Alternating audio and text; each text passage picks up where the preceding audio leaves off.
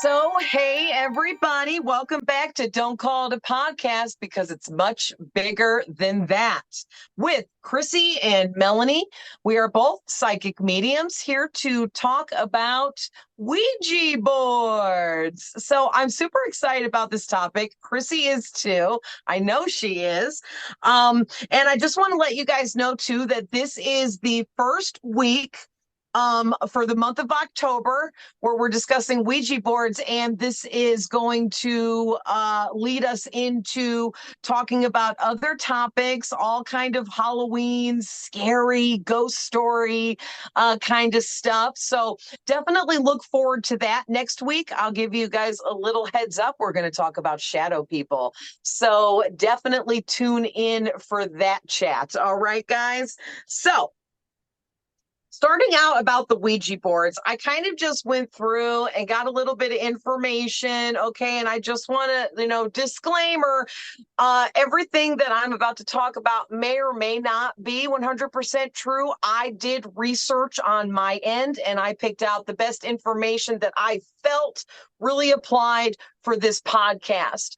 If you disagree with anything that is said here, that is fine. But, just putting it out there. If you want, you can go do your own research. Okay, guys? So, having said that, the first thing I wanted to talk about is the fact that the Ouija board is also known as a talking board, a spirit board, and it's also known as a witch board. It's had these different titles throughout. I'm sure there's been others, but those were like the most popular ones in my research. And then I wanted to just talk about for a second, what is it? What is the Ouija board, right? Well, it's a board, okay? Like imagine like if you don't even know, it's a piece of wood, okay? And it has numbers, letters, the word yes, the word no. And Krissy, please correct me if I'm wrong. I'm pretty sure that's all that's on there, right? That's all. And then it comes with like a planchette, and that's kind of makes the connection. Exactly. And because they have like new age stuff now, like my friend back in the day had this one called the Psychic Circle, where the planchette was a circle and the board looked different, but it was similar. There are other things, but we're specifically talking about the Ouija board. That's, the famous one, from way back in the day. Or they could also be cardboard because I bought mine at Toys R Us back in the day for $12.99. And they're the same ones are on Amazon for $19.99. They're like, come on, kids, let's So it's like play. it's like a board game, right? Like, oh, I don't think this is for kids. I don't know. I know, Toys R Us, it still blows my mind. Yes, bro, how could you? I know. And that just reminds me, I just got to put out there because it's funny.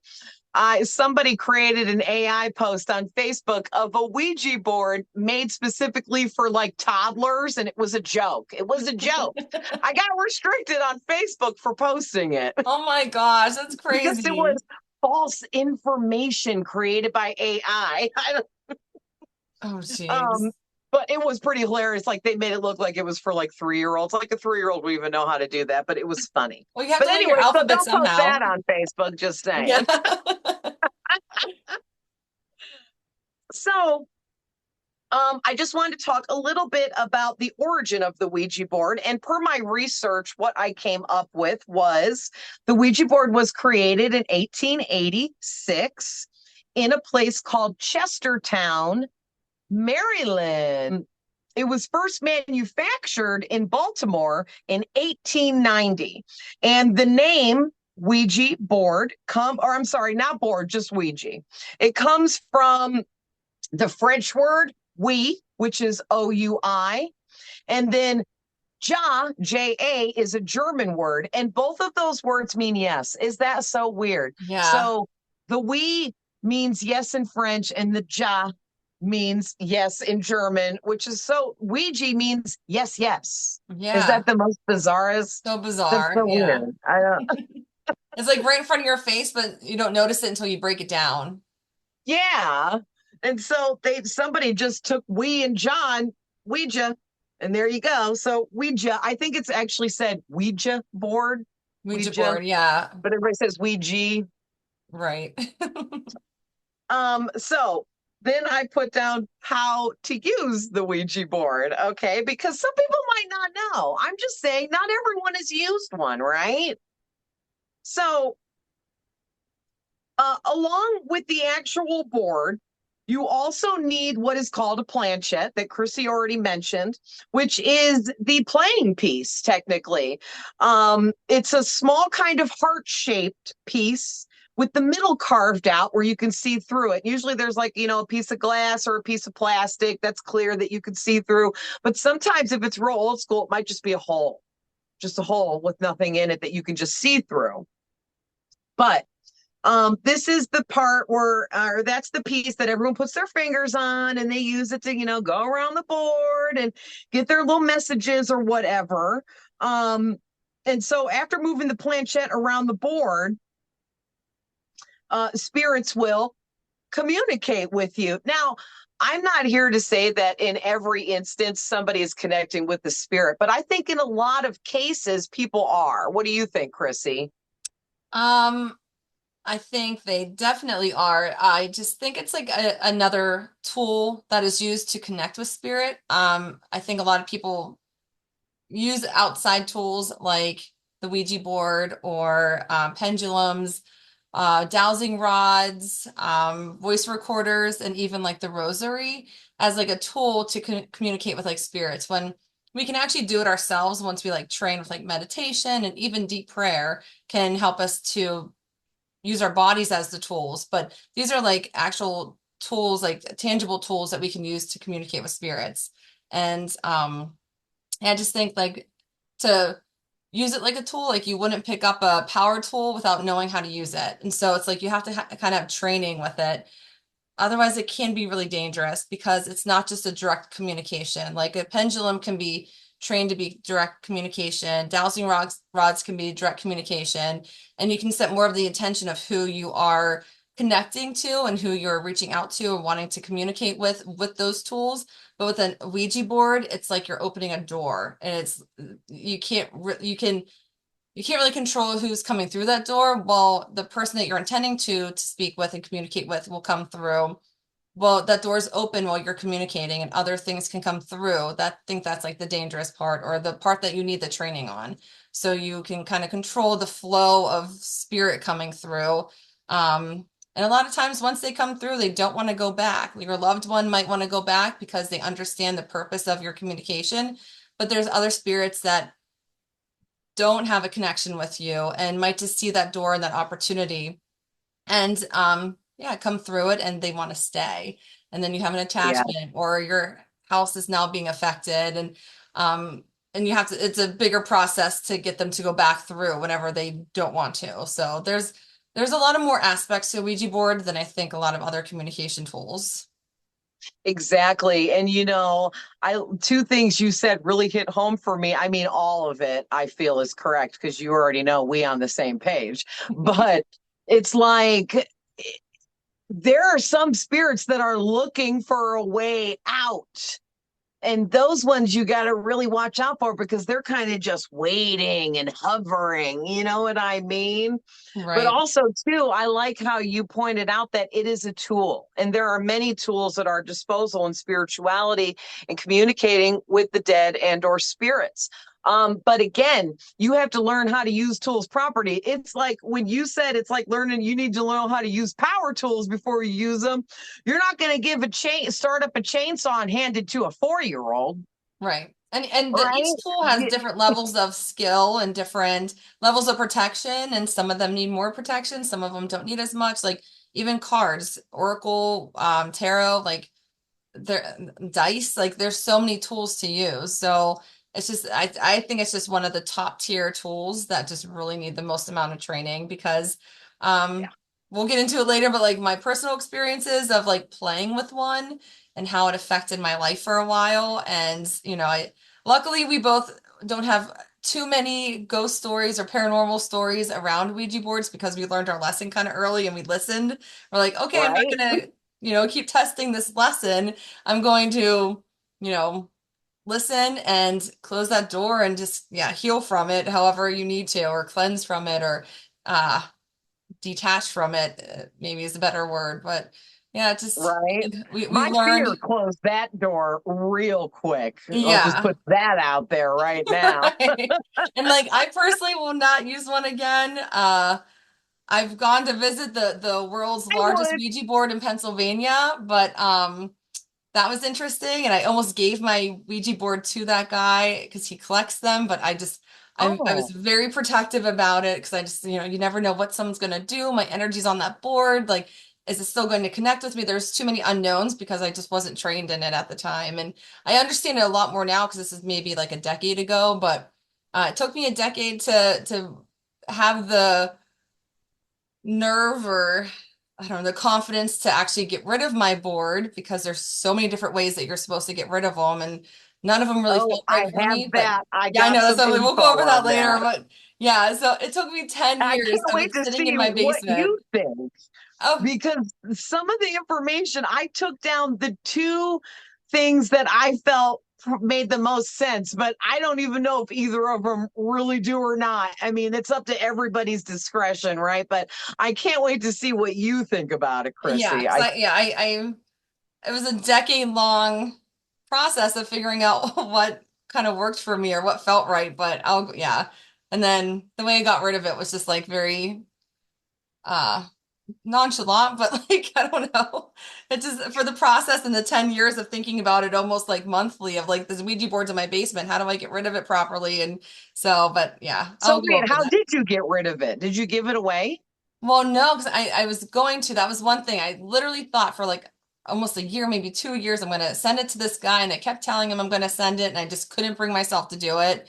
And so then eventually we were moving and I decided to just throw it away. But the thing was, I threw away the board 1 week.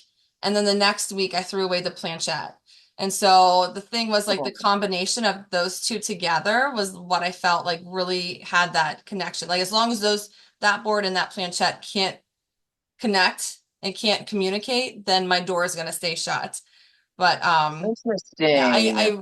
I lived by Ohio River, like the big Ohio River, and I was like, do I like put rocks in the box and duct tape it and throw it in the river and hopefully it just like sinks to the bottom? But I'm like, I don't want to litter. Like my I know, And I right? just like felt guilty about that. And then it's like, The well, whole if you submerge littering it in thing, I water, get that too. yeah. Yeah, they say submerge it in water, but I'm like, okay, well, if I put it in like bathtub, like how long do I have to submerge it for? Like forever. And I'm like, well, that's not realistic unless it is like a river or the ocean or something. And I just didn't want to litter. So then I thought about burying it, but then I just think sometimes the earth gives things energy, and I just wasn't really sure how to Well, do that's kind that. of littering too. Yeah. I know. And then I was like, I'm moving, so do I just bury it in like the backyard of the house that I'm moving? But I just didn't want to like leave anything, any part of me behind there because it's just like it's not my space anymore, and I'd like to bring all my energy with me to my new home. So I ended up just going the garbage route, but making sure I threw them away at least a week apart. And so there's no way those two pieces can find each other again. So yeah. Not after it goes in the trash truck, no. No, yeah. And I wasn't even going to put them in two different bags. I'm like, they were in two different trucks, a week apart. Like I just like could Yeah. not, yeah. But for literally like a decade, it sat in my basement because I was just like really concerned and like mindful of how I was going to, get rid of it. Well, that's nice that you were. Most people don't care. I'm just saying, Well, just from my you experiences, I knew know? it could. I knew the potential of what could happen if I didn't do it properly. I don't know. And I didn't want to act out of fear, but it was act out of like just protection of myself and my family because I just didn't want to open doors because I've had so many experiences like ghostly, paranormal, every kind of experience growing up, and I just didn't want to, put that experience on my family. So because it was before them. Yeah. And that's crazy too, because I feel like how you got rid of it was a proper way to do it. Like, I think there's multiple proper ways that you could dispose of it. And that definitely is one. And it's not something I was coming up with on my end. That's for sure. Uh, Mine's a little more, typical, but we'll get there. Go there. Um, so let's see. Oh, I wrote down a little bit about what scientists believed about the Ouija board because it's just some fun facts to add to the whole discussion.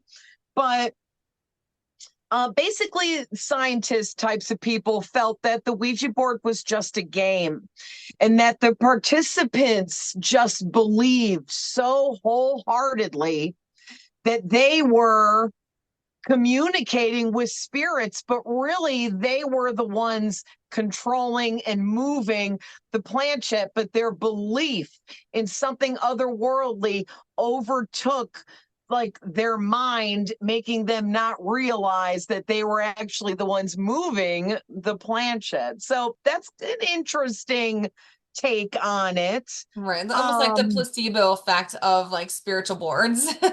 Yeah. But And like, I just, I don't know.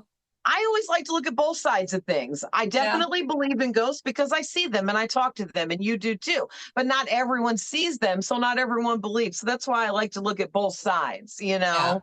Those might have been the scientists that Hasbro hired to make the Oh, boards did for they? Toys R I Us. didn't even know that.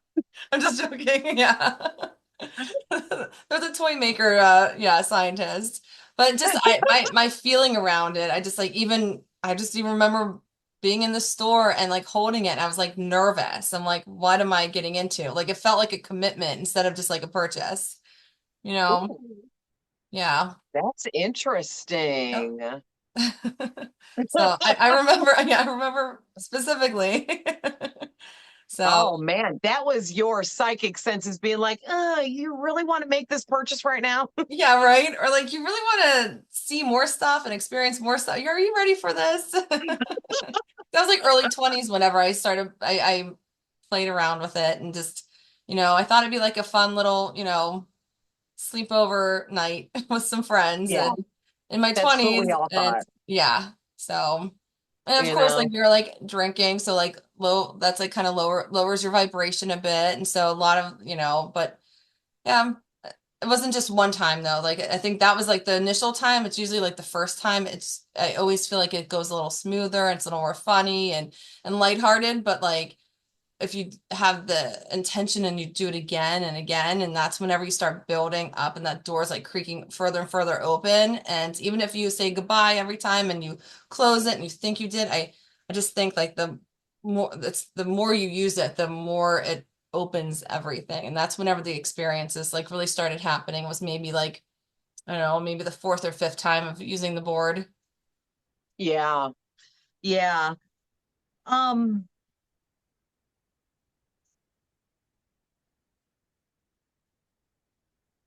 So I have a little bit of interesting history that I jotted down about the Ouija board that I thought would be interesting to share. So the Ouija board was popular in the late 19th century, mostly being used for communicating with the dead. So its actual use and what it was created for was to communicate with the dead and spirits. So I just think that's a really cool thing to know because sometimes stuff is created for a specific reason, but then it kind of starts getting used for something else. And it's just interesting to know that this was created to communicate with spirits, and that was what its main function was always meant to be. But also it was used for things such as predicting catastrophic events, which is also like in the realm of spiritual and like psychic stuff. But instead of trying to communicate with the dead, people were using it to try to find out when bad things were going to happen to kind of like beat it to the punch, you know? And then another thing that I thought was interesting is people use the Ouija board to try to solve mysteries of any kind. So I'm thinking like murders and stuff like that. You know what I mean? Um, Yeah, that's but it's just interesting so interesting. because like you have to think of when it was originally created. It was like what 1883, and so we weren't even like globally aware of like other places. So it was like for that area, like what would be catastrophic in like your town or like your city. And um sometimes like yeah, even I think we can, it's like manifestation, like what we fear is what we create. And so it just, me, it fed into fear. And maybe that's why it ended up kind of like becoming a doorway or an opening for fearful things and negative things or low vibration things that come through or energies that come through, because the intention was to find out what bad thing was going to happen. So, and it was fear based, as a creation or as a tool. So I don't know. Mhm. I think that might be like where it kind of got imprinted with the negativity. And so you might have positive intentions and you can have a beautiful conversation with a loved one, but yeah, that's why negative energies are just so drawn to it because it's imprinted with that from the very like beginning of it. Yeah, yeah, definitely. Um, so I guess this is the part where it gets really juicy because it's time for us to share some of our Ouija board stories. So do you want to go first? Sure. So I don't have too many because once I started having experiences, I shut it down and I did get like holy water and I put it on the board and I wrapped it up and I made sure like it could not get opened again, just in case like one of my friends came over and they were like, let's play this. I'm like, no, no, no, like it's wrapped in like I wrapped it in like hemp and I don't know. So I just made sure it was like unopenable. Um, and but this things that started kind of happening was first almost like positive things, which was a little confusing, which I'm like, okay, this isn't so bad. Like, I started seeing orbs, like really vivid, big, like softball size orbs around my apartment. And before this, Whoa. I had lived with my older sister for like 6 months in this apartment. Then I had a female roommate, and then she graduated, and then I had another like male friend roommate move in. And so this whole time with all of these different people living there, never had a single experience of any spiritual, ghostly, anything. So when I started seeing these orbs around, I'm like, I have this extra protection. And I'm like, what do I need this extra protection from? Like it took a minute to understand, like, because I literally would see these orbs and be like walking down the hallway with me, or I was sitting in my living room, I'd look up and there are these two orbs. There's always two, like right above my head floating. And so I felt like, oh, it's like my grandparents or like some loving light that was there as protection. And I didn't really understand that like I needed it at the time until it was one night I was in my apartment by myself. My roommate was gone. I was rarely at home alone. And I was just laying in my bed and I felt someone sit on the foot of my bed and it was like heavy weight. And I'm like, don't open your eyes, don't open your eyes. Like it felt scary. The room felt different. Like it almost felt like the air was like sucked out of the room. It was so Oh, heavy in there. Like, and I just like did not feel safe, did not feel comfortable. So I was just like pretending to sleep, like just fake sleep it. So as like, did you feel claustrophobic? What do you mean by like the air was sucked out of the room? That just sounds like so yeah, terrifying. it's just like hard to breathe and like you know whenever you Oh, put a blanket yeah. over your head, how that kind of feels like eventually you Yes. kind of feel like you're slowly suffocating yourself, but like I didn't have a blanket over my head. I was just like had it up, but it just felt like that kind of sensation. And then on my pillow, if I didn't have any pets at the time, and I felt like it almost felt like a cat walking over my head on my pillow. And I'm like, I don't have a cat. I'm home alone. Like, what is happening? It was terrifying. And I grew up in a haunted house. Like, I've had scary experiences like that before, but this was a whole different level of like fear.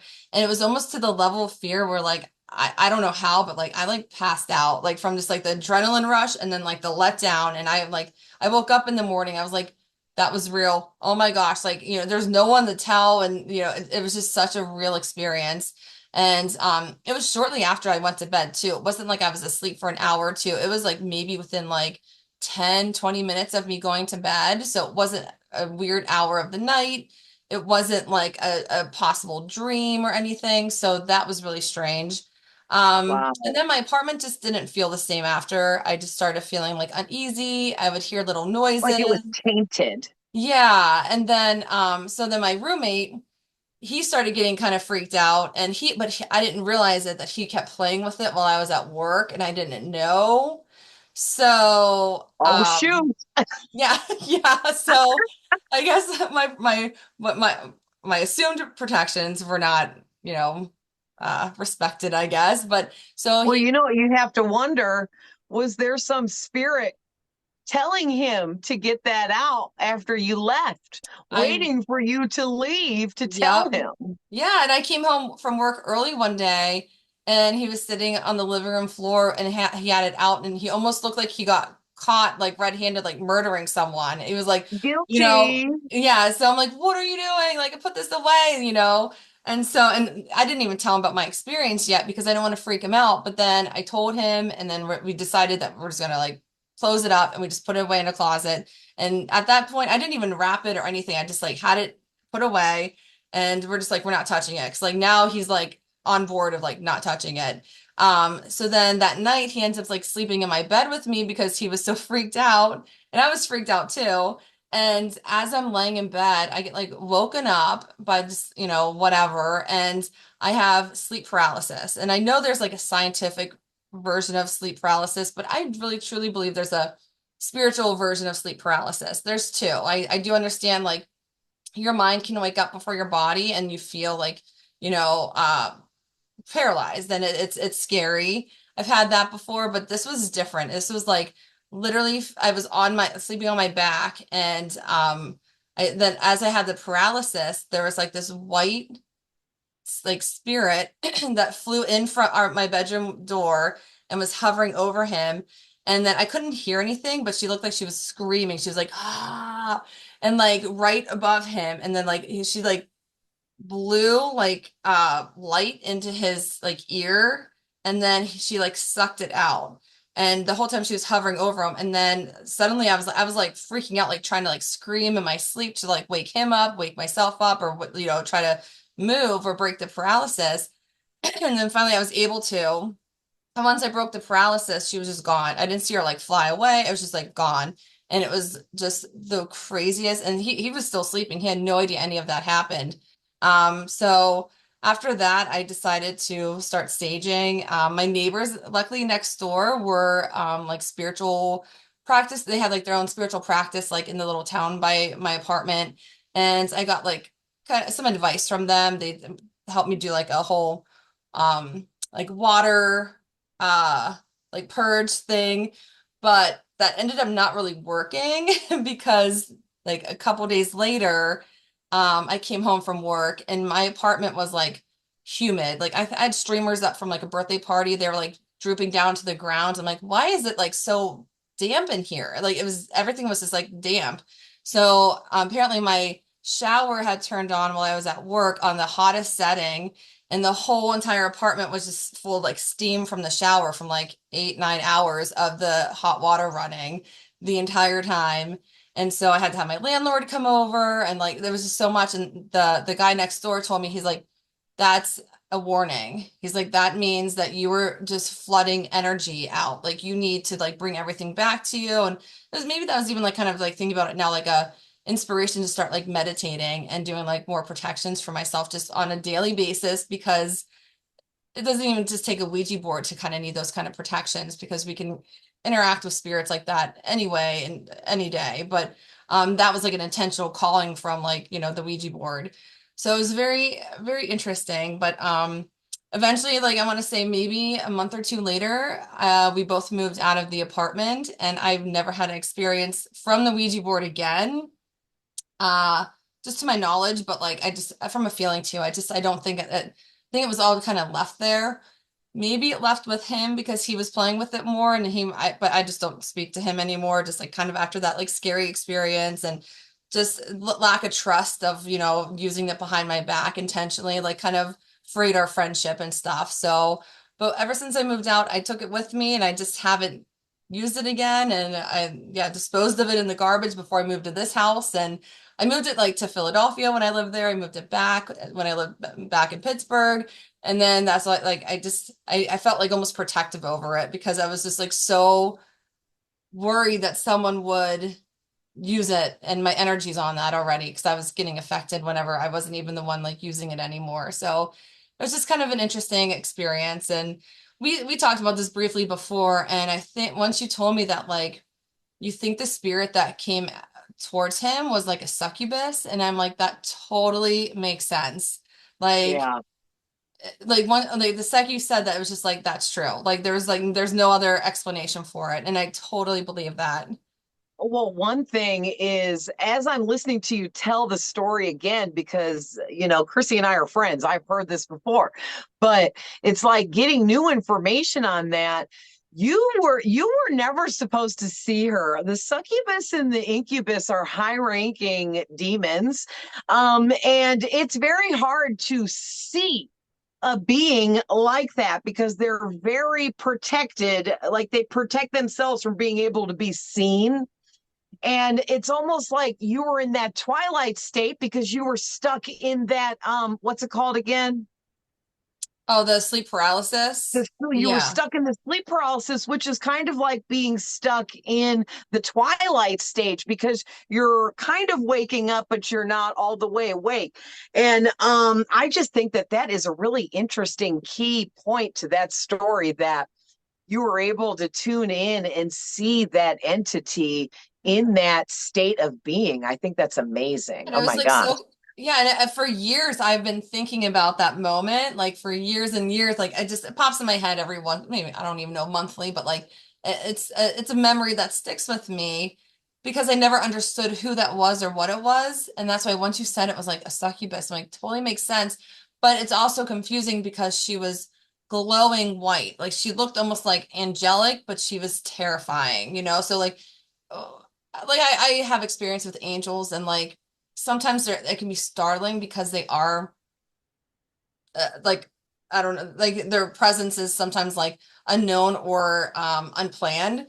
But with Yeah. this, it was yeah, she was just so bright white, and I was just like she looked like such a good being, but then she just gave off this like horrible feeling and just like feeling of dread. So I don't And know. that right there is more proof that it was a succubus, because the thing is energy is light and Hmm. light is energy. And so it, it can be an evil spirit and look like the brightest, purest, whitest light, but it's just because it has a very powerful and strong energy to it. Yeah. And that being, that succubus that you saw, that's a high level kind of spirit in the spirit realm, not in a positive way. The levels have nothing to do with positive and negative over there. It has to do with energy and how much of it you carry as a being, you know? Right. Um, but yeah, that's really crazy. And that was Because like a couple months out of my life, but like it's like my Ouija board period. And yeah, being in my early 20s, like I kind of shut down my gifts a bit, and it kind of launched me into this whole protection kind of you know, I don't need to like learn more about spirits and how to protect myself, I guess I should say. And like, yeah, so that's kind of my, I don't know, kind of shove back into spirituality and mediumship and intuitive readings and stuff like that. So that was just kind of an interesting period, but I feel like it was necessary for my journey, but it's also like, I'm happy it was just a short period because it could have gone on longer. It could have moved with me. Like I'm just very grateful for how it ended up kind of playing out. yeah, and it's all learning experiences, right? You know what else I'm getting too? That succubus energy that was getting your guy friend there, that's probably what was telling him to get the Ouija board out while you weren't home. Oh, for sure. Yep. And then his behavior kind of changed and stuff. And I talked to him after Mhm. we moved separate. I'm like, you should probably get like a little bit of help with this or whatever. But yeah, just that's why I wouldn't let him take it with him. I'm like, I'm taking it. Like it's my like I'm taking this. So Yeah, yeah. So that was one thing I made sure whenever like we both moved, it was not in any of his boxes. I'm like, I right. touched that planchette too, you know. I And for those of you that don't know, she held on to that Ouija board for many, many years, okay, because she got that way long ago when she was much, much younger, you know, back in the day, and held on to it all this time until just recently. Well, Yeah, when did you move? Like I keep, 6 no, months ago? I keep saying 10 years, but now I'm like doing the math and it's like so scary to do the math. That was like almost 18 years ago. Ah! Yeah, It's yeah, like, where did time go? Damn it. right. But yeah, I keep saying 10, but I'm like, no, that was probably like I probably had the Ouija board for like 18 years until it felt right to get rid of it. And I go by feeling. I trust my gut. I trust my intuition. I trust my guides. I trust God. Like, so I just kind of let it all align. And when it felt right, then I just knew what to do with it. But I mean, I was even talking to friends. I'm like, hey, like, 11 o'clock at night tonight, can you drive with me? We'll go over the bridge and we'll throw my Ouija board in, like, in like the river, like, like special ops. Like a Then I'm like, drive-by. odd. Yeah. Like, don't stop. I'll just throw Yeah, it out I'm the just gonna window while shove we're it up. driving past. Yeah. Like none of it felt right. And they're like, yeah, sure, just let me know when. I just like never let them know when because that just wasn't the way I was supposed to. But so the That garbage, was your brain just trying to come up with any way to get rid of yeah, because I'm it. like, I'm not taking this with me. I'm like, I cannot move Right. this board again.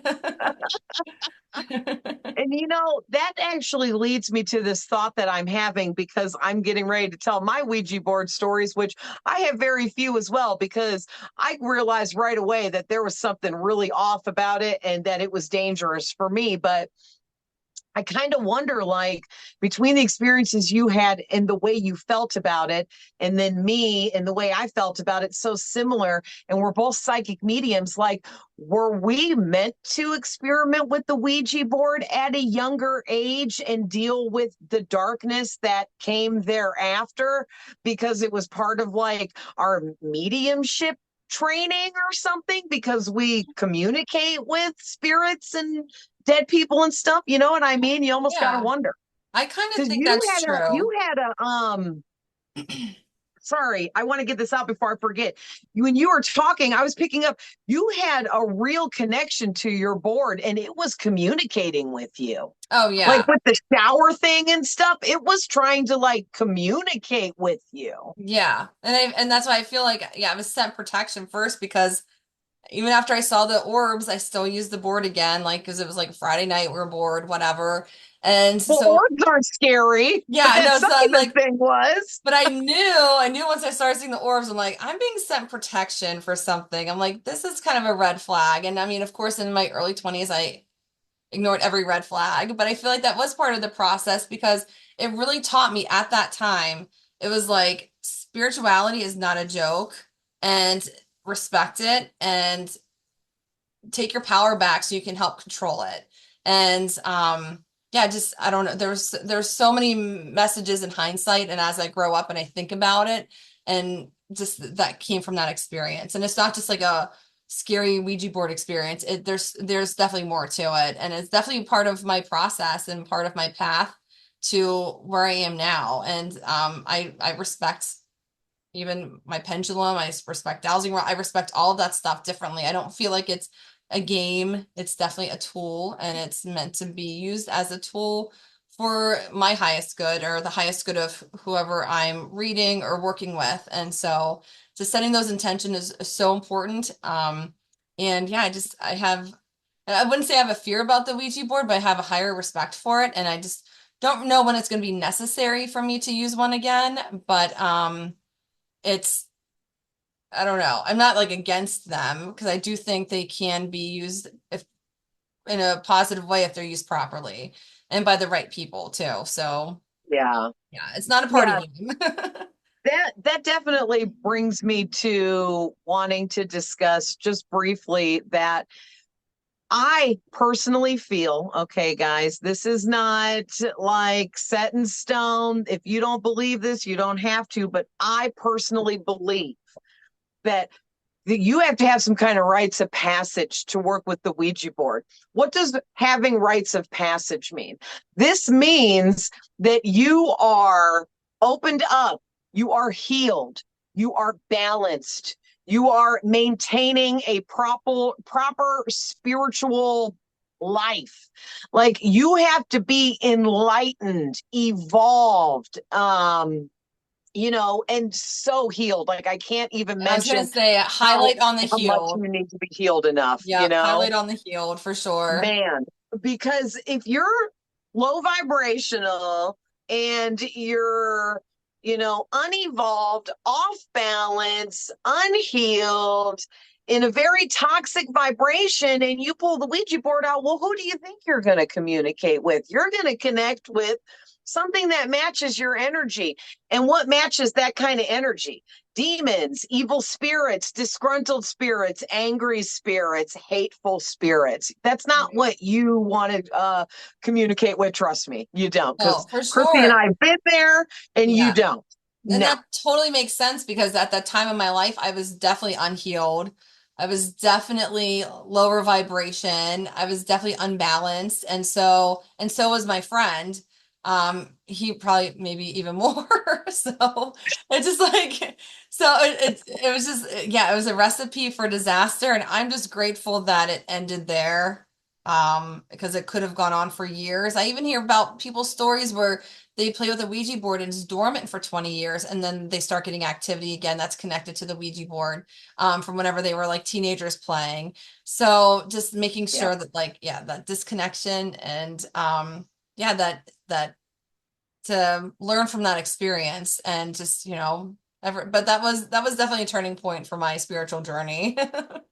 Well, lucky you that you were a little bit older than I was because you were able to see things from a different perspective. When I first started playing with the Ouija board, I was about 7 years old.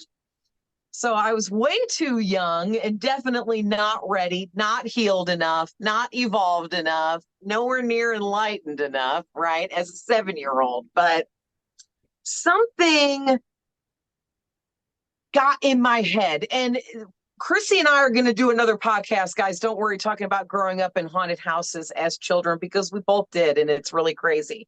But I was living in this haunted house. And so something in the house, an evil spirit, got in my head and it prompted me to make a Ouija board myself. And I did.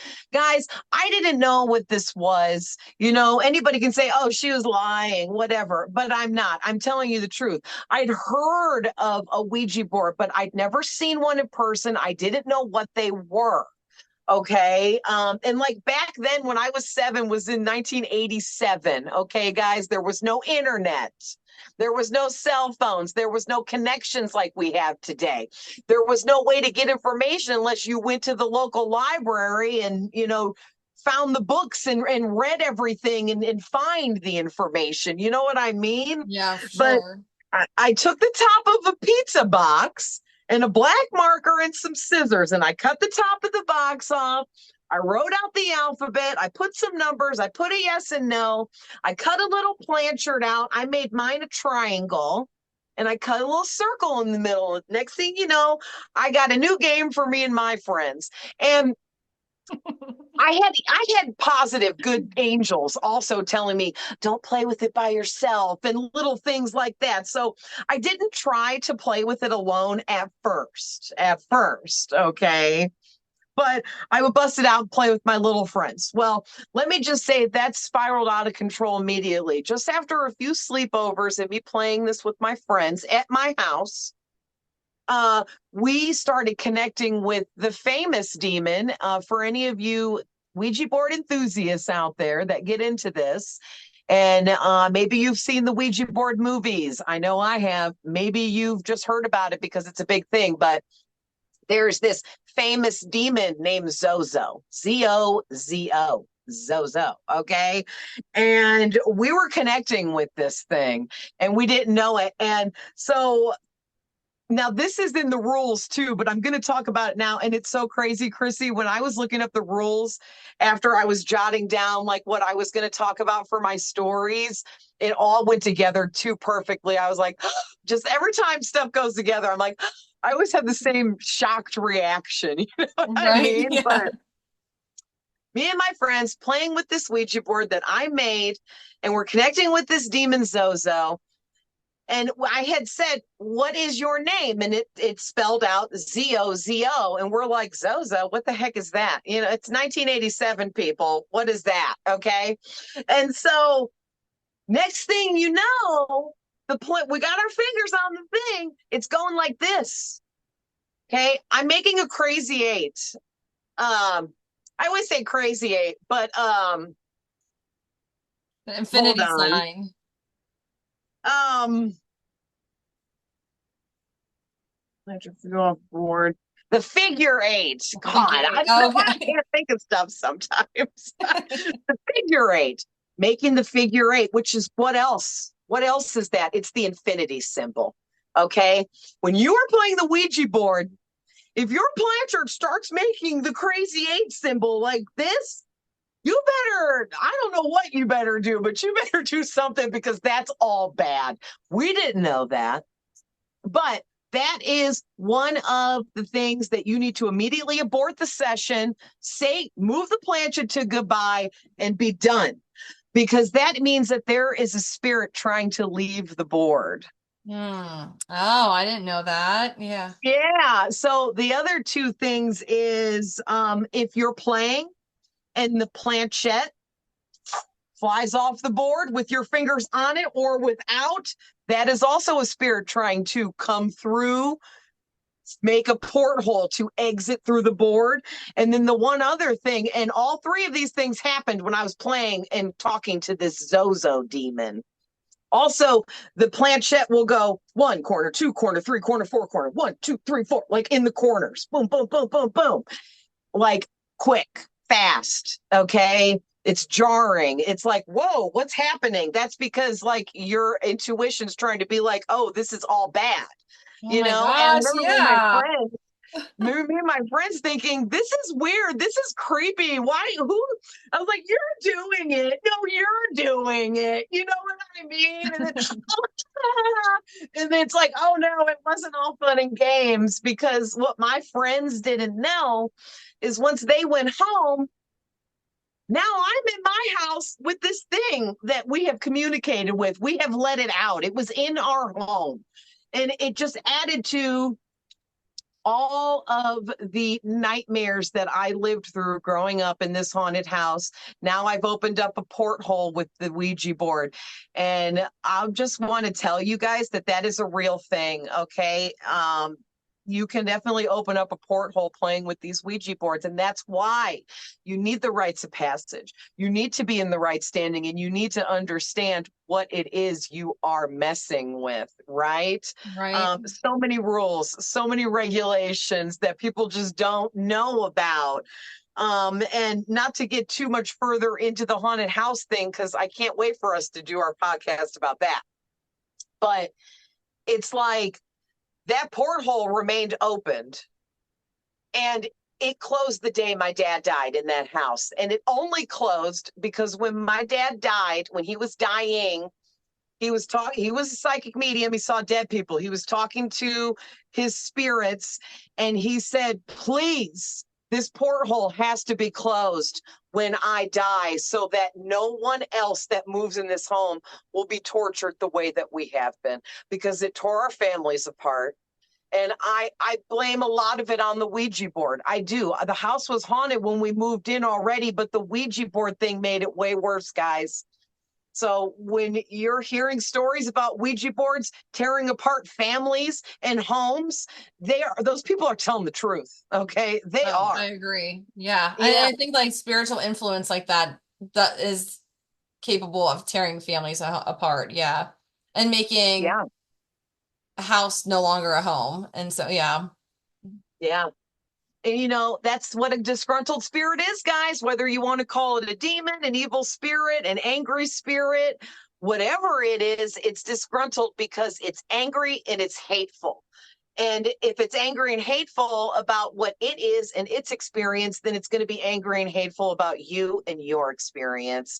So, you know, it just seems like a lot of people connect with the disgruntled types of lower vibrational evil spirits, demons, whatever you want to call them. They all have different names, but they're all pretty much the same thing. low Yeah. vibrational And frequencies, I say you like a know? lot of times for whatever reason, like our default setting is negative. It's so easy to be negative. It's so easy to feel bad for ourselves and have pity parties or just, um, want that like kind of negative attention. But that's why we really truly have to work to like retrain our brains for positivity and like have positive thoughts. And so that just the fact that like our default settings negative is that we're so desirable to that negative energy, those negative spirits, those low Yes. vibration spirits, because we do We find make it comfort. easy for them. Yeah, we do find comfort in low vibration sometimes, especially when we're not healed. That just, yeah, the healing is such a huge point of, Oh, yeah. having that like that It, healed power is just, the it that foundation delves to into everything. the frequency thing. You know what I mean? You in science, okay, this is like smart people science, okay, and I can only explain it the way I can. I can't go any further with it because I am not a scientist. But I know that a frequency is energy, and energy has to match other energy in order to exist together, to coincide. So if you have a low vibration and you pick up a Ouija board, you're going to call in low vibration frequencies to you because it matches your frequency. But Yeah. if you're high vibrational and use a Ouija board, you could actually pull through high vibrational beings like angels and stuff, I think. But I don't know anyone that's ever communicated with an angel through the Ouija board. So I don't even know if that's a thing, but it probably is. I mean, Possibly. I don't know. Or even just like, yeah, maybe the more healed you are, the better it is to use as a tool for like communicating with like, yeah, loved ones or your guides if you have a hard time hearing them. But right. I think angels are a completely different frequency, but like I think you can call on them to protect the door that you open while you're communicating with whoever you want to. I think they're more like Yeah. of the, security guard to who to let through than the actual like communication with them. But you have Yeah. to have that high vibration. You have to have that high vibration protection. You have to have those high vibration relationships and just that high vibration mentality. And it's just literally training your brain and yeah, just like seeing the positive and everything. Because even a couple things didn't work out for us like this week or whatever, and we are just like talking like, what I know I always say the positive side of it, even just like posting a video. I'm like, maybe timing will be better in a week, and if it's not working today, just there's always a Yeah. positive side to everything, and just training your brain to see that side is what's going to help heal you and raise your vibration. But it's so easy to get stuck in that like negative low vibration, like, oh, it's not working for me. Like, oh, nothing works for me. And then you're like, you're creating your reality that way. And I just, yeah, that's why I think Ouija boards are really for high vibration healed, yeah, individuals who are trained to use them. Yeah. And you know what's really funny too? And this is going to come up in the rules that I wrote down, but I actually hear a spirit in my head as we're talking telling me that I can use a Ouija board and am in the position energetically to be able to handle it. But then I got a question at the same time. Is that just like a demon telling me that because they're trying to suck me back in? I don't even know. Right. That's like my personal opinion. I'm like, I feel like I could use one positively, but like I just don't find it necessary because I have so many other ways to communicate. Yeah.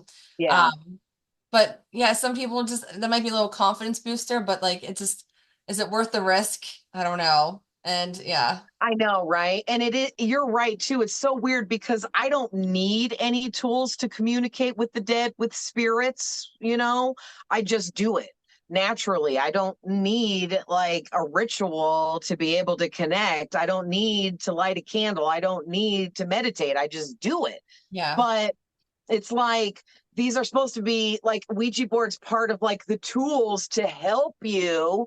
And it's like, well, I guess I would imagine it was originally made to help people that couldn't connect to the dead, that lost a family member or a loved one and just wanted to so desperately know that they were okay wherever they traveled to in death. And it kind of just got wildly out of control and misused, you I'm just know? kind of like getting that like maybe or that it was even created with that intention of allowing negativity to come through because it was created to give that false hope. And so many people like I worked was went to mortuary school, worked at a funeral home, and the it's so important that like the grieving people are protected because the grieving people are the easiest ones to manipulate. And so Ouija board could have been made out of like Oh my bad gosh, yes. intentions, and then they were just it was marketed to talk to your loved ones, heal from, like help with your grief. And so it's just, But yeah. then the evil spirits were like, oh, shoot, guess what? Here we come, baby. Yeah, Because, exactly. like I said, when you have a low frequency, you're going to call and attract low vibrational beings. But guess what? When you're grieving, even if you're a high vibrational person, when you are grieving in a very deep way, it lowers your vibration. Hmm. Oh, for sure.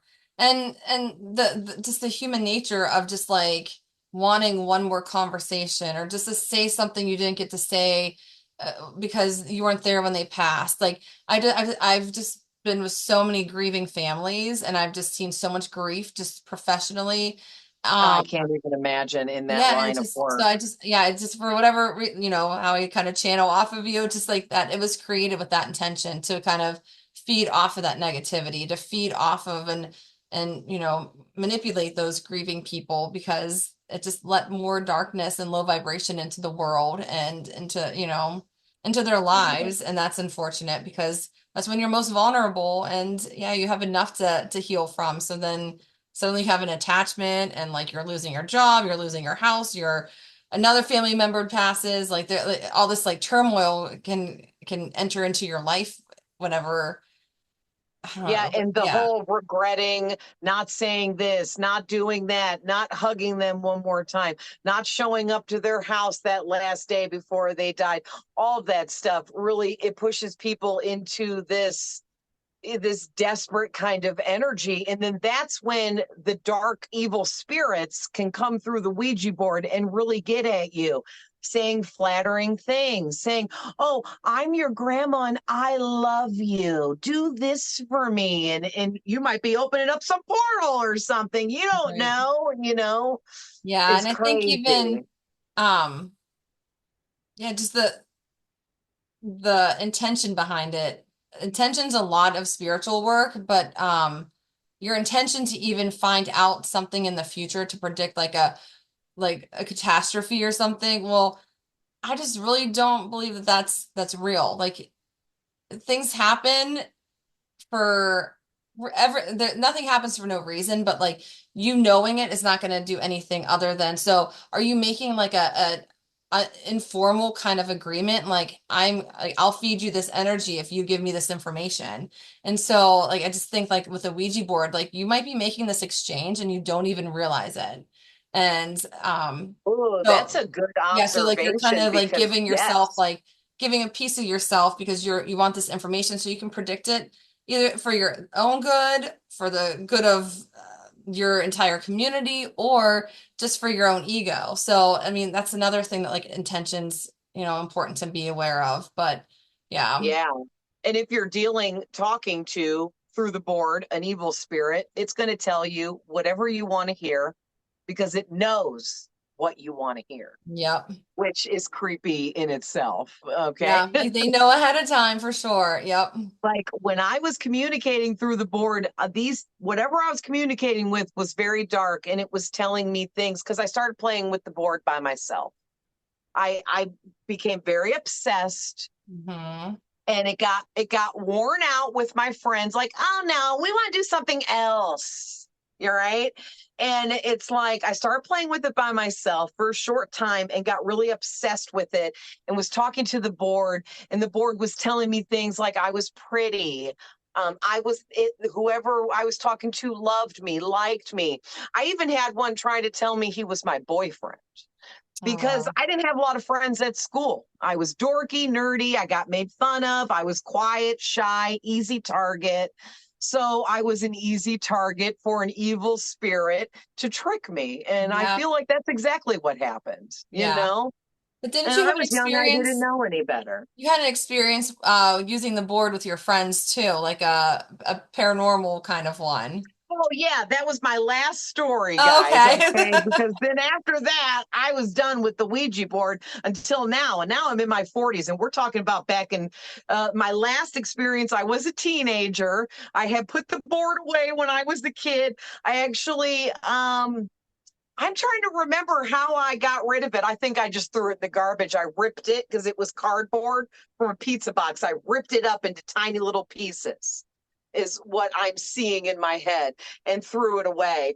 Because that was a long time ago, guys. So Well, so that's just that's what I'm seeing. So it's probably what I did. Their but spirit from like showing. my research and my experience, like ripping it up or like destroying it that way, like can sometimes close the like like landlock the spirits that came through from it. So they don't have that same board to go back through that Yeah, door. So yeah. it's That almost was like my ripping up. thought Oh process. yeah, I no, that's need to why destroy it. just from my You experience, know? yeah. I would have done the same thing as a kid, just been like rip it up and throw it away. But yeah, that's Yeah. yeah. So that's sometimes you but I mean if you reopen it and you still have that connection, you do have more control over the spirits and like you think that you do. So that could be like why they left through the second experience that you had.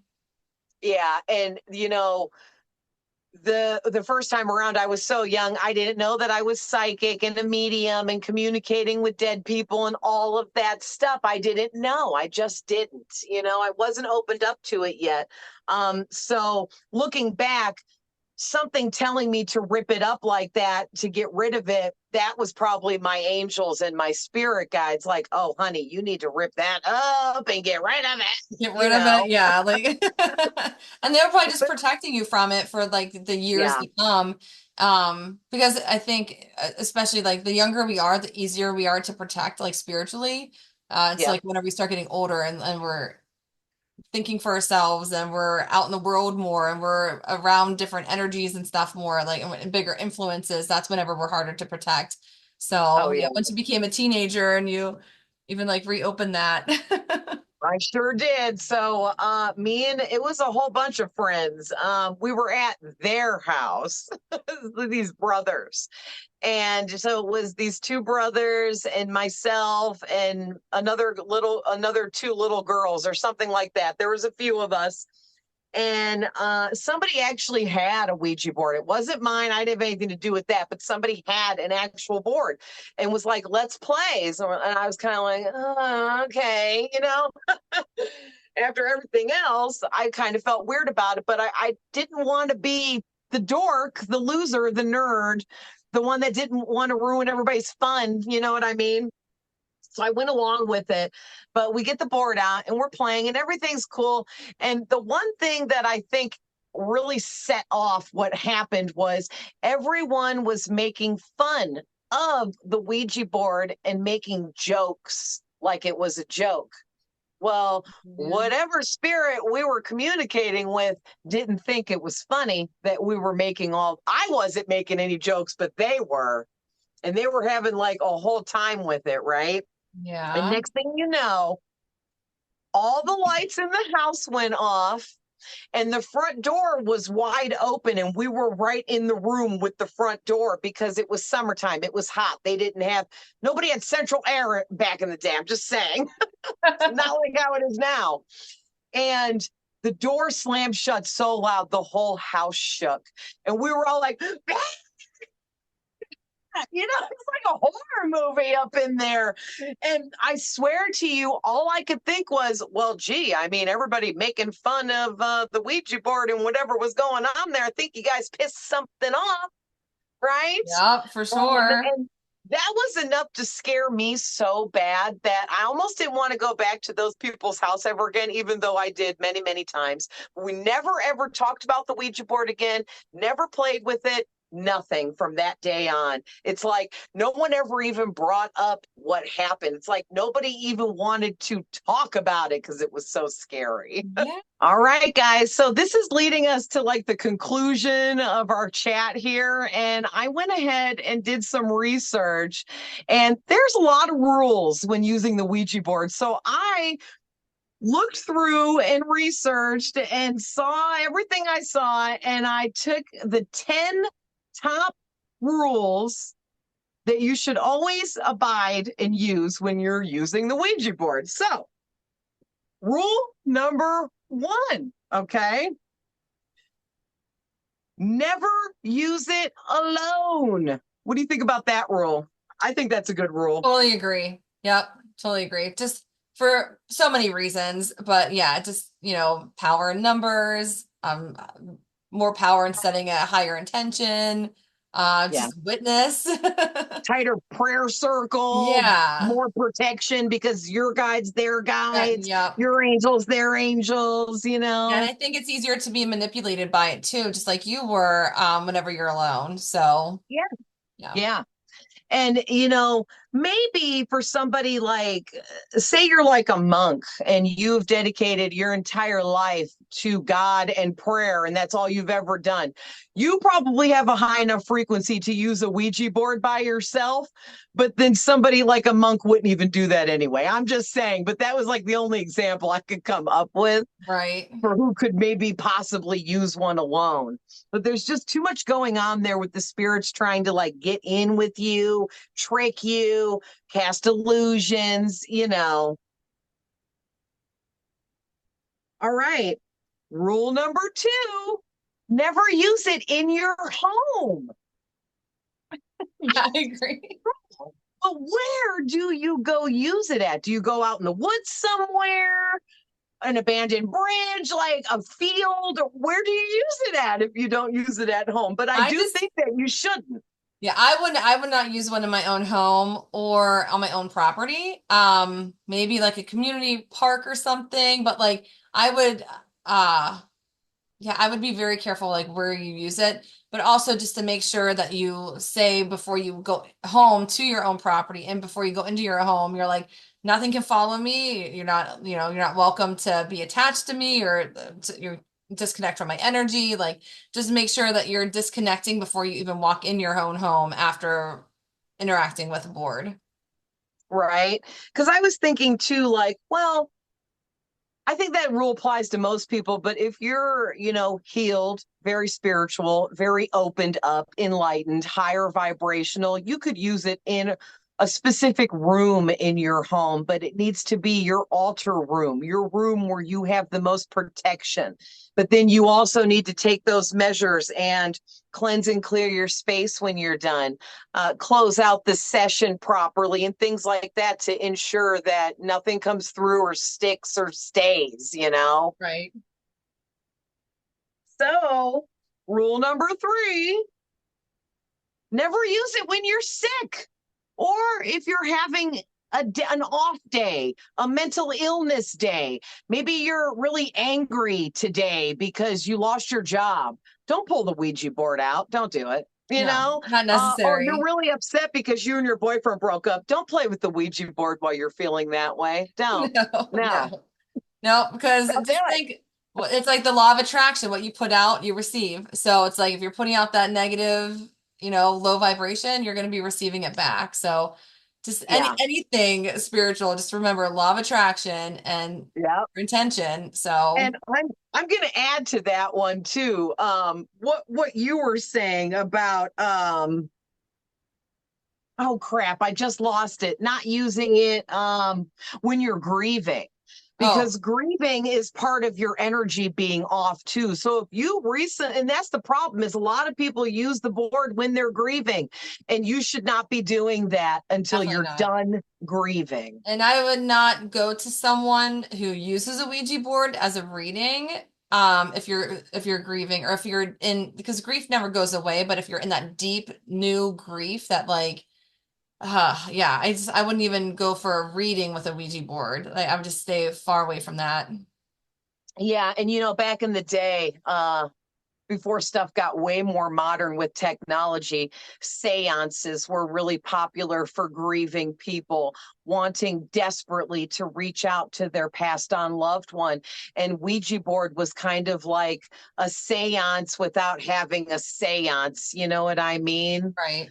So it was like a secondary. It was easier. Let's pull up the Ouija board and call up Gramps, Like a seance, instead you of needed a group of people. Ouija board, you just needed like two or more. So if you don't have like 10 people or 8 or 6 people to do a seance with, you're like, oh, it could be a one-on-one kind of thing. But Yep, I just, yeah, if you're grieving, no, like go to a reputable like medium if you really need to, hear some messages. But absolutely. um, Yeah. yeah. And being sick too, that lowers your vibration. You are down and out. Your guard is down. Your protection is down. It's just all bad. So I just personally say, don't do it. Don't do it. All right. Rule number 4. Never let the spirits. Okay. And that Zozo spirit, guys, did this to me. And it's how it came out into my home. Okay. Never let the spirit you are communicating with take over the planchette and count through the numbers. 1, 2, 3, 4, 5, 6, 7, 8, 9, 10, 1, 2, 3, 4, 5, 6, 7, 8, back and forth really quick.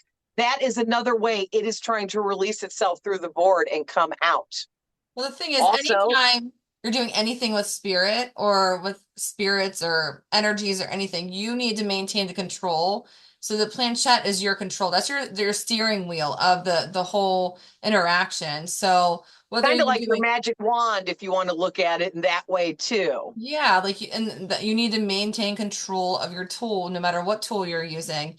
Don't let Yes, its spirit overtake it. Reclaim that power, reclaim that control, in any aspect of communication. exactly. And it can also run through the alphabet, back and forth, back and forth. That's all bad. Don't let that happen. I mean, if it's happening, you have to stop it. You have to use your energy, use your power, use your intentions to stop that from happening, because as it's going back and forth over the alphabet or the numbers, it's trying to release itself and possibly attach to you. I'm just saying. All right. So, rule number 5, never let the planchette fly off the board, because that can also let the spirit out. Do you know how many times that happened to me while I was using it? Like, I can't even count. Almost every time I pulled it out, at some point it was like right out the board with my fingers went with it. You know what it Yeah, is? It just happened so fast. it happens so fast. That's what, like, yeah, if you're going to have a Ouija board session, be so mindful of, like, you're constantly keeping your a hand on the planchette, or you've called in your protections and you're aware of your surroundings. Be aware of your intuition and the feelings that you're getting.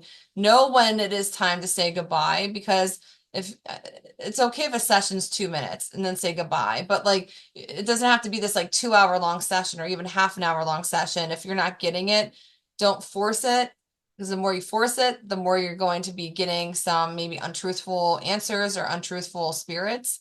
But yeah, you have to just maintain that control, like keep your energy in control of the entire session. So Absolutely. And I agree wholeheartedly with you. And I also just want to add to that for anyone listening that may be thinking, well, how do you stop that from happening if you don't know it's going to happen until it happens? Well, you have to set your intentions before you play with the board. You have to sit there and go over a whole bunch of stuff really before you bust out the board and start communicating. You got to set intentions that you're protecting yourself.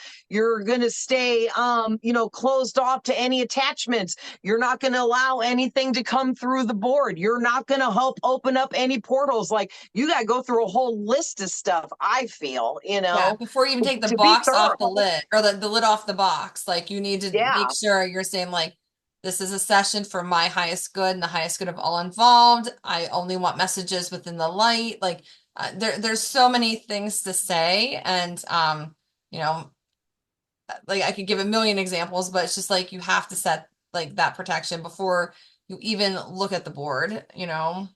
Absolutely. And so, guys, rule number 6 is the rule that like really went with my Zozo connection and everything, because he did all of that.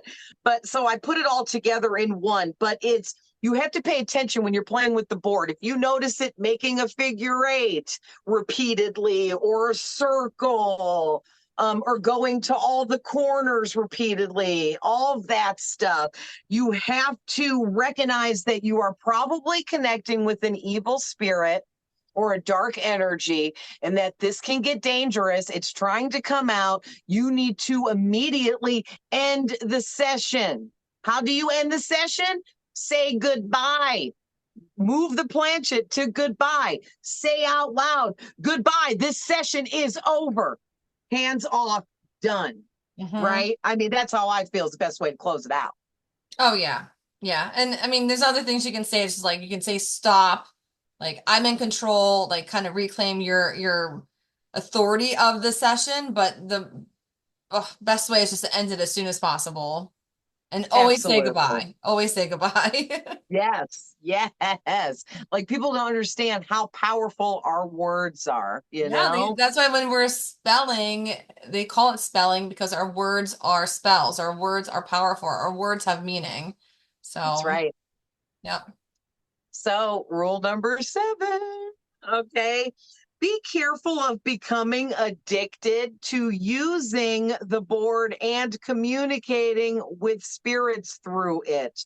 You may start feeling very obsessed with connecting with these spirits or a particular spirit. And you need to recognize that if it starts to happen, because that is just an evil energy trying to trick you, fool you, cast illusions, you know? I totally And agree. it Yeah. happened to me. So that's why I thought that was an important rule, Yeah, you people know? people get like that's why it's even like the default settings like negative. Like you get kind of you might not realize that it's a negative entity or a negative spirit or negative Right. energy, but like you're attracted to it for a reason and it's going to kind of manipulate you. And you have to realize also like your dead grandma is going to come through with like a message. But she has other things to do on the other side. She has other people to visit. She has places that she wants to go that she, like, and things that she wants to do. So, like, she's Yep. not going to be obsessing about you as much as you're obsessing about her because she's in another stage of her life, like living it. And so, if you think it's your grandma coming through daily, it's not going to be at that point. They'll have messages for us. And I do get daily messages and signs from, deceased loved ones, but it's not Yep. a whole session of a Ouija session. It's like, seeing a bird or seeing a dime or having a knowing or having a dream. So if you feel like you're constantly like on the phone with like your grandma every night over this Ouija board, that's not her. It's not going to No. be. And the more you connect with it, the more they know how to manipulate with her, your expectations for her. Yeah, and I completely agree with that. Because the thing is Krissy is on point, you guys. Spirits live in another existence and realm called the spirit world, right? They have their own list of things to do over there, like we do here, but it's just different. And so they're not going to have time to sit there communicating with you 24/7. They're not. And like, the only way that you're going to have a family member communicating with you all the time, I just want to put this out there, is if they have become one of your spirit guides. Then you will get daily communication. But otherwise, no, because they're someone else's spirit guide or something like that and have other things to do. So that was a really good one, Krissy, to point out to people, because the obsession with wanting to communicate with someone that has died, these spirits know what that obsession is for us. They can feel it in us, you know? Yeah. And so it's easy for them to play on us when it comes to that. And it's going to stop your grief process. If you're so obsessed with communicating with them like you did on a daily basis here, that's going to keep you from going through the stages of grief. And that's going to keep you from being able to move on with your own life without their presence physically here. And so whenever you're constantly relying on like trying to make it seem like they didn't pass, that they're still here, that they're, like still tangibly around you, it's so unhealthy because it's just going to prolong your own pain and suffering throughout the grief Yep. process. Yep. Absolutely. Boy, another excellent point there, Krissy. So, rule number 7. Oh, I'm sorry. That's the one we just did. Rule number 8. This one's interesting. Never use it in a cemetery or somewhere where a horrific murder has taken place. I feel like that is a good rule. I do. Yeah. I do. Yep, I do too. And that's why, like, even if you don't want to do it in your house in like a community park, like somewhere outside, but last place you want to do is outside in a cemetery. It's just there's too Yeah. many uncontrolled elements and situations. Um, Yes. That's there, exactly what I put. Too many disgruntled spirits, which are just angry, hateful spirits that are pissed off they died. You or know like what I mean? sometimes they're even lonely and they might just attach to you because they're lonely. That They might not too. have had a family or they might not have had, that kind of connection with someone living. And then they're like, oh my gosh, like I'm going to be a part of their life now, or like, Right. yeah. Right. And then I just got to put in there, guys, because I am a demon slayer. Okay. I know a lot about demons. Demons hang out in cemeteries because they prey on grieving people that are in cemeteries grieving. Okay. Mhm. It's easy to attach to someone that's grieving. So they hang out in cemeteries because grieving people come there to visit graves. Okay. So that's definitely not the choice place to be playing with a Ouija board. No. And if you're playing with a Ouija board in a cemetery, you most likely don't have a good intention for it. So Yeah. just to reassess why Or you you're chose a making a cemetery. mockery of it, right? Yeah, exactly. Totally. Like that's a resting place, so let them rest, be respectful. Yeah. And that might make some people mad, but I don't care. I feel like you should not be playing with the Ouija board. You're messing with these souls that are trying to rest in that cemetery that didn't ask you to come conjure them up. Hmm. Period. But Yeah. there's all kinds of people around Halloween that want to go play with Ouija boards like some of these ghost hunter show people do it even. And I'm just like, oh, no, no, no, no. Right. Yeah. It's like if you just do like I love cemeteries. I used to study at a cemetery. I find them peaceful, but um there's also some like it's fun to maybe do some communication in a cemetery, but like with like a voice recorder or Yes. but Or like some dowling rods, or yeah, just but you meditating. And who in here would like to communicate with me? Leave it up to them. Allow the spirits that want to open up and communicate to you come to you, but in like a helpful way too, just like to help them Yeah. rest and like not to exploit them, not to awaken them, not to I don't know, like disrupt them. And so, yeah, just cemeteries are a big no. Right. I was wondering if you would agree with me. I figured you would. Yeah. Um, and Krissy and I both are obsessed with cemeteries. We have whatever that is.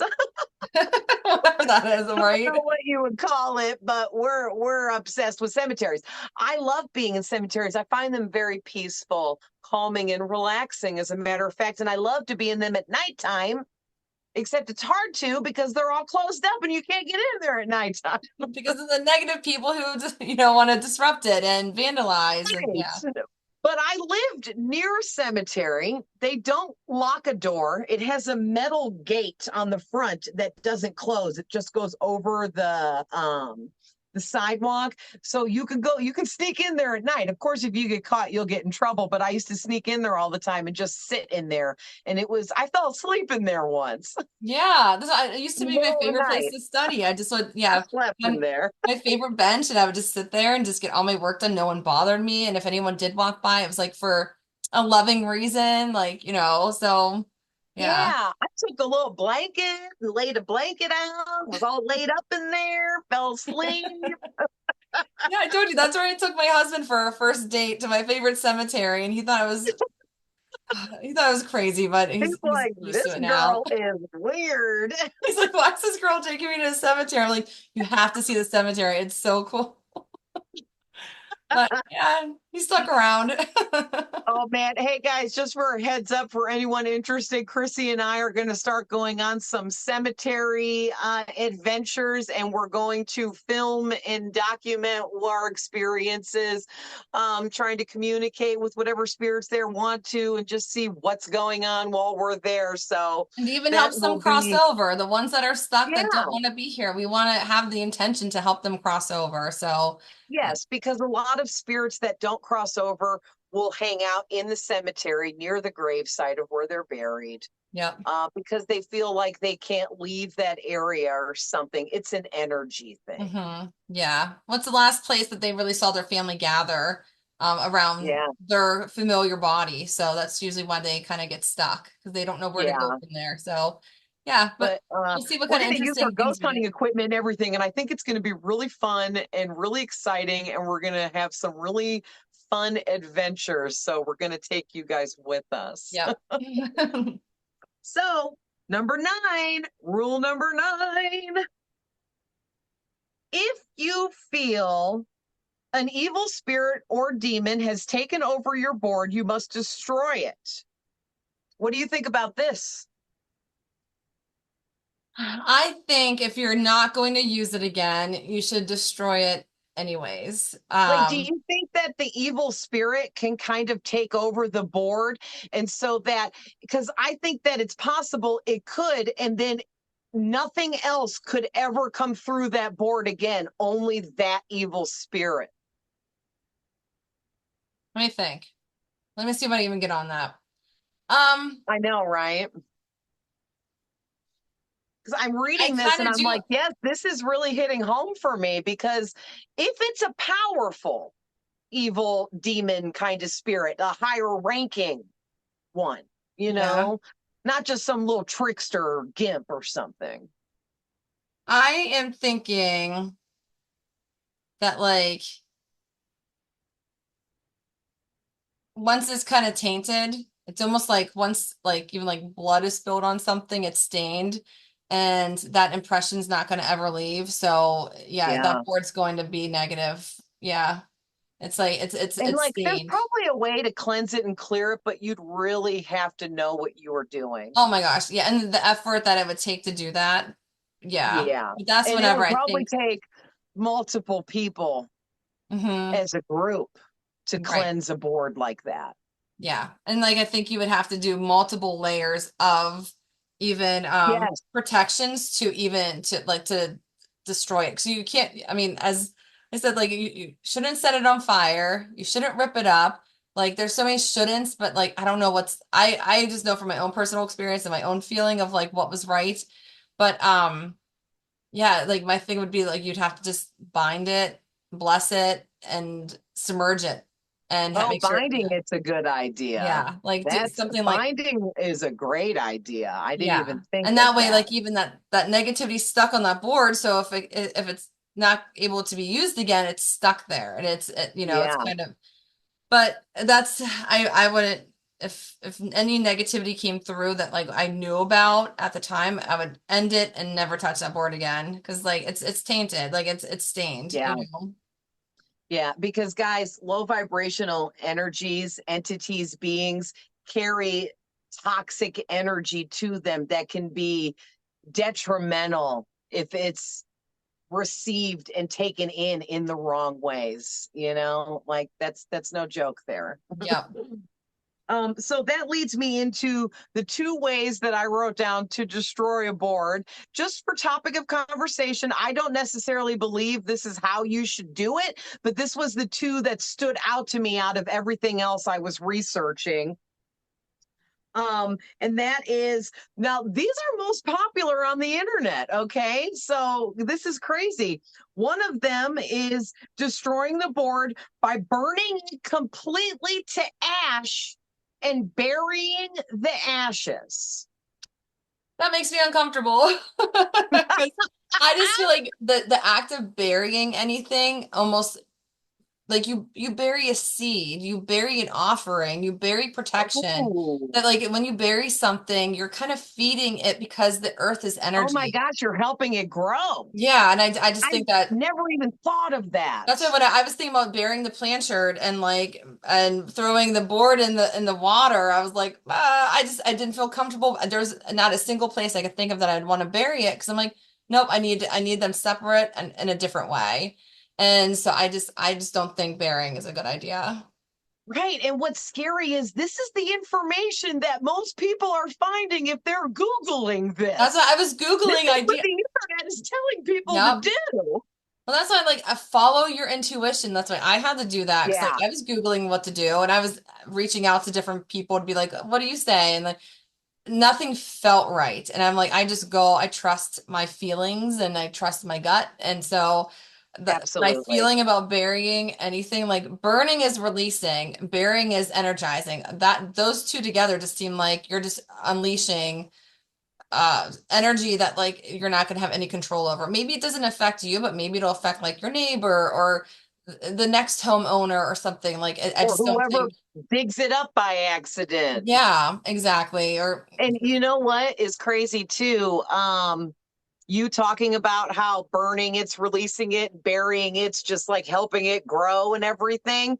That makes sense because when you bury something, you're giving it back to the earth and you're giving it a chance to regenerate. I yep, guess is the best word there because what's one thing spiritual people do?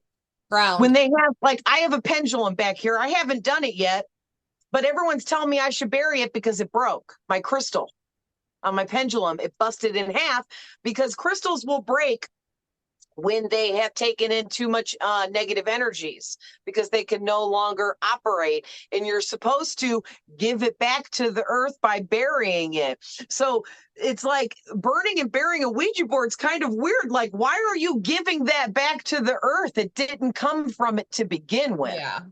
Yep, I agree. The crystals are naturally grown and grow from the earth. So we're giving it back because we're done using them so Yeah. that they can regenerate and grow. And so, yeah, you're totally on point with that.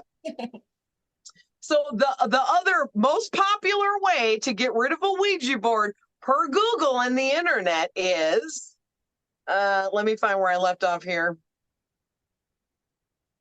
Okay, so it actually said do not burn it, but break it into 7 pieces or parts. Break the board into 7 pieces or parts. And I guess that includes the planchette in the 7 pieces and parts. And then you're supposed to sprinkle the 7 pieces with holy water and then bury it. What is with the burying? I Like everybody know. wants you to bury everything. Right? That's what like the most comfortable I felt was like the submersion because I felt like water is a constant flow, so it doesn't give the energy the chance to get stagnant and grow. And so I think burying makes it stagnant and it can grow, but like in water and it's flowing. But again, I didn't want to, litter.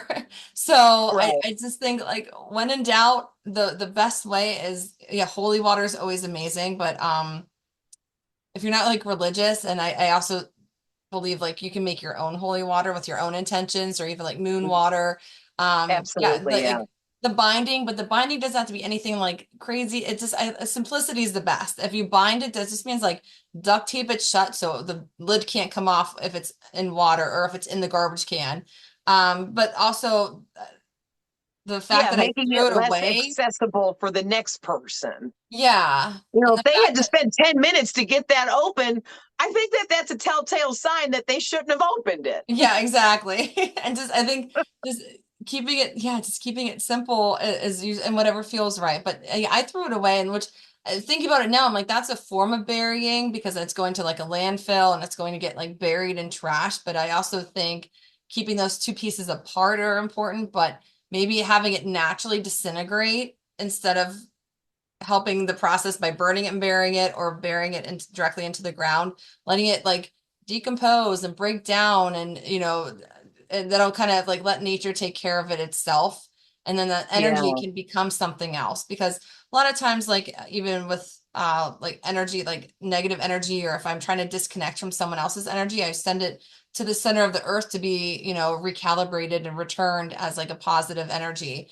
And so I think that time it takes to break down, maybe in like the landfill, is more necessary than in like your backyard or in the ground. Because yeah, I think there's two different kind of intentions there too. Like one is to d dispose of, and one is to like grow. Because like, what else do you plant in your yard?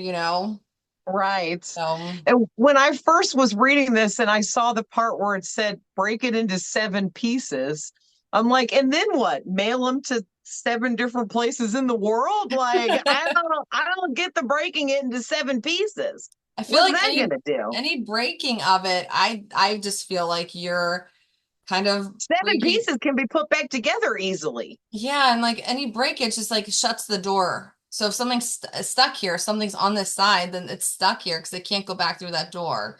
So I don't know. I guess in comparison to when I ripped mine up, I ripped it up into the teeniest little pieces. Like, example, when you're cutting up a credit card, if you're anal like myself, you're going to cut it into the smallest pieces to where the scissors are hurting your hand. Yeah, like in between You every know what I number. mean? Yeah. Like, and like this person over here cut their, I actually saw someone I know cutting up a credit card. They cut it like once across and then like two more times. And I'm like, that's it? That's all you're gonna cut that up? Somebody can just tape that right back together and get all the numbers. Right. Yeah. So that's what I thought about, like seven pieces. That's it. Like this whole board, only seven. I don't think that's enough. Yeah. I don't know, but And also this is it like could the be two like top things that come back on the internet. It's crazy. it could also be like different things for different like energies that are on the board. Like I don't know, maybe mine wasn't as strong because I only used it like twice, and then I don't know how many times he used it. But it could also be like, yeah, if you had like more of a demonic attachment, you might have to do something more severe. But I just maybe it's just like the different energy that comes through it. So just kind of be mindful of that too. But yeah, just Yeah. and ask for, guidance on how to get rid of Yes. it, because you'll get, Yeah.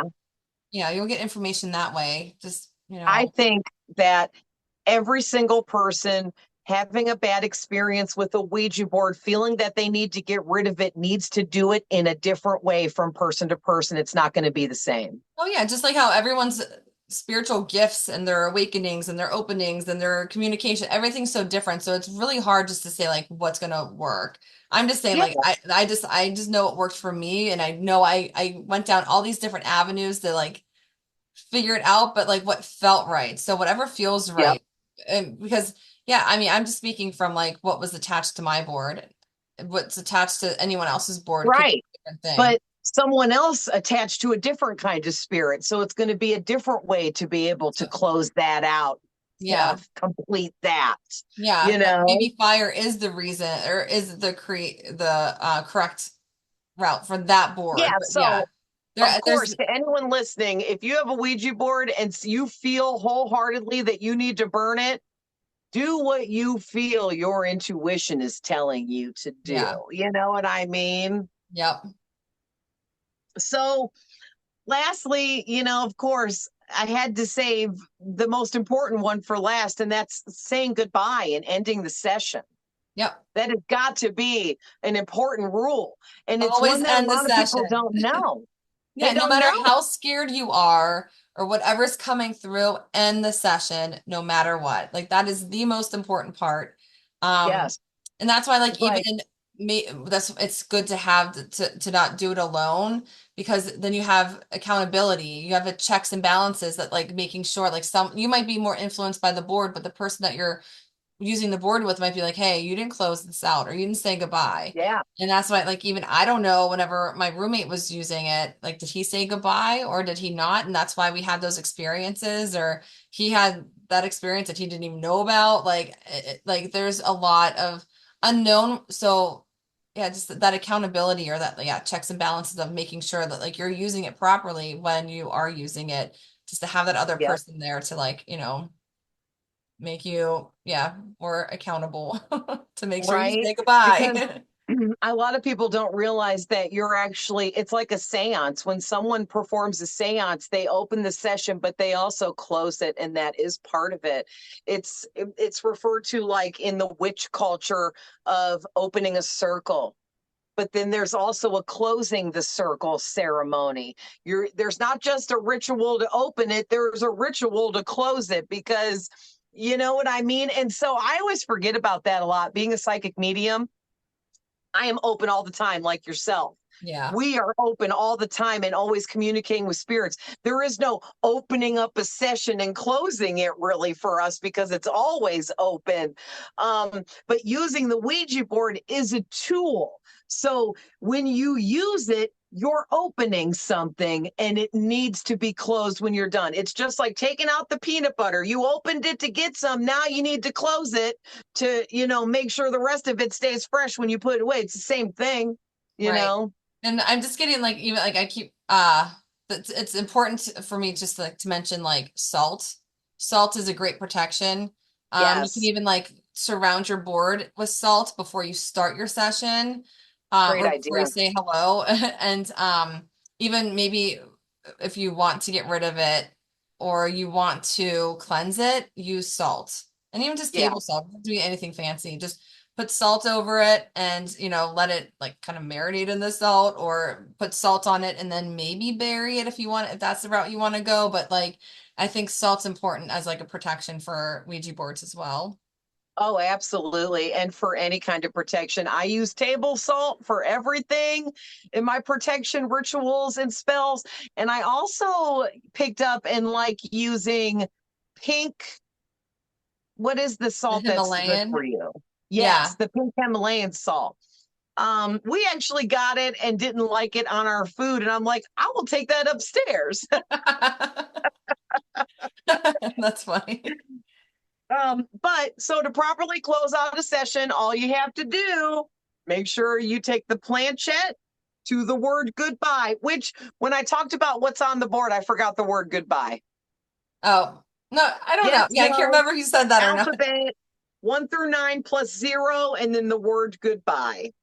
Yep. And then also set your intentions, say out loud, speak. I'm closing this session. This session is over. Nothing more can come through this session. It's completed. Stuff like that. Yep. Yep. So important. So I think that was a great first topic of our ghost series or our paranormal Yes. experience series for I October. had so much fun chatting about this with you and everyone watching. And I'm super excited to come back for the rest of October each week with a new ghostly topic. So super excited. You guys don't forget to comment, like, share, follow for more. We're going to continue with these because we really enjoy doing this. Yeah, we're gonna save the juiciest stories for last too. So Halloween, we're gonna Right? post our ghost experiences and just have a scary ghost story episode.